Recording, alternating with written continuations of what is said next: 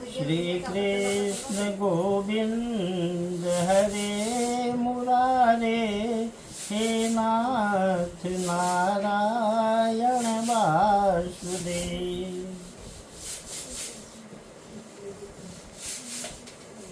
एतावांग लोक विन्यासो मानव लक्षण संस्थाभिर्विचिन्तित कविभिः स्वतु 50 कोटि गणितस्य भूगोलस्य तुरीय भागोऽयं लोकालोकाचलः तदुपरिष्टाच्चत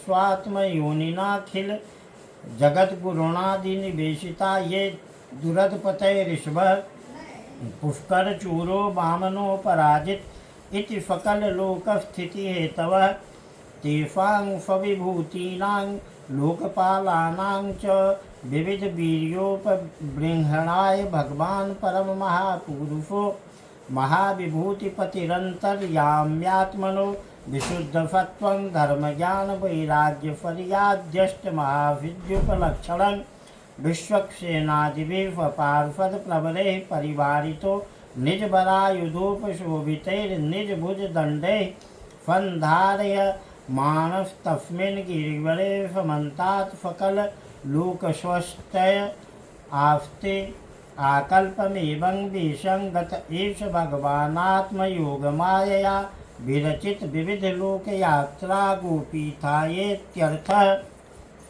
योऽन्तर्विस्तार एतेन जलोकपरिमाणं च व्याख्यातं यद्बहिर्लोकालोकाचलात् ततः परस्ताद्योगेश्वरगतिं विशुद्धामुदाहरन्ति।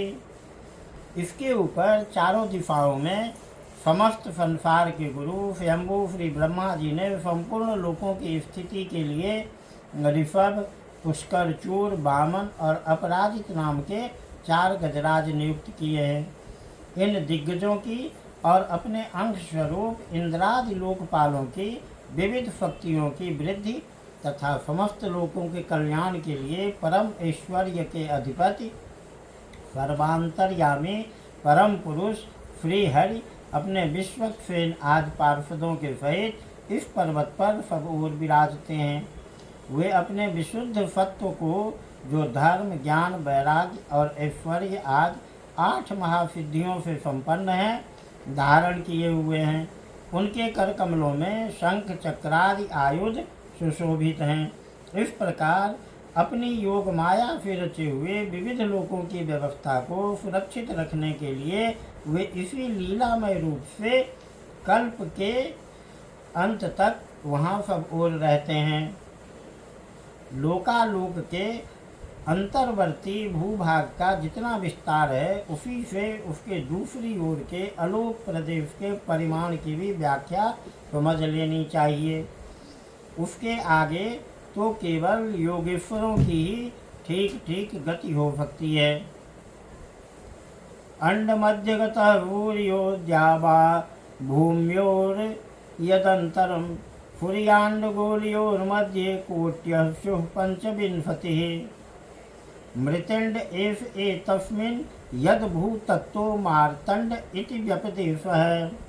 हिरण्यगर्भ इति यद्हिरण्याण्डसमुद्भवः पूर्येण हि विभज्यन्ते दिशः स्वङ्ग्योर्महीविदा स्वर्गापवर्गो नरकारशोकांश्च सर्वशः। राजन, स्वर्ग और पृथ्वी के बीच में जो ब्रह्मांड का केंद्र है, वही सूर्य की स्थिति है। सूर्य और ब्रह्मांड गोलक के बीच में सब ओर से 25 करोड़ योजन का अंतर है। सूर्य इस मृत अर्थात मरे हुए अंड में वैराज रूप से विराजते हैं। इसी से इनका नाम मार्तंड हुआ है। वे हिरण्यमय ब्रह्मांड से प्रकट हुए हैं, इसलिए इन्हें हिरण्यगर्भ भी कहते हैं।